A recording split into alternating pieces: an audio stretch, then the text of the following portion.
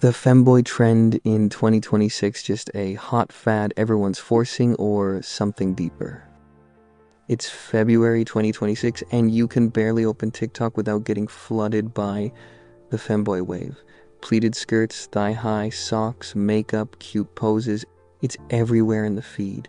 What used to be a niche thing, mostly in anime circles and queer communities a few years back, has gone fully mainstream. And honestly, that's exactly the problem. These days, it's not just the guys who genuinely love the feminine aesthetic or feel it's part of who they are calling themselves femboys. Straight dudes are slapping the femboy label on their profiles too, just because they see it getting likes and attention. People who never even thought about wearing a skirt before are now posting mirror selfies with uwu captions. Guys who have zero real connection to the scene are suddenly declaring themselves femboys because that's what's cool right now. It's exactly like the emo phase back in the day.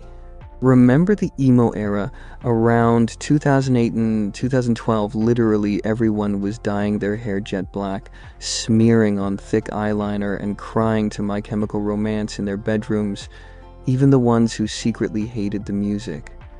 You saw it in music videos, magazines, everywhere.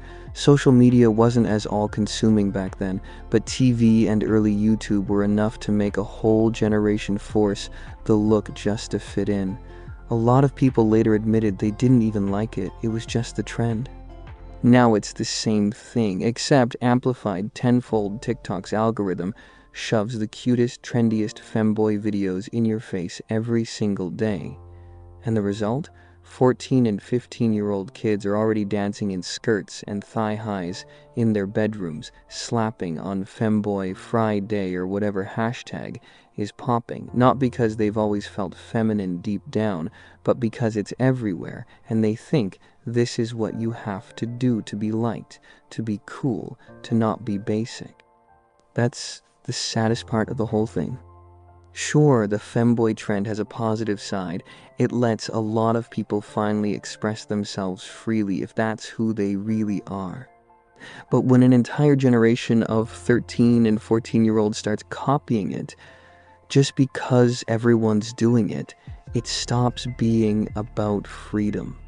It becomes massive peer pressure. Kids who haven't even figured out who they are yet are jumping into a role the algorithm handed them, and yes, it corrupts them in a way. It sexualizes their appearance way too early, confuses their sense of identity, and pushes them into things they're not emotionally ready. A boy putting on a skirt because he sees it racks up views isn't self-discovery, it's peak trend chasing, just a lot more dangerous now because social media never turns off.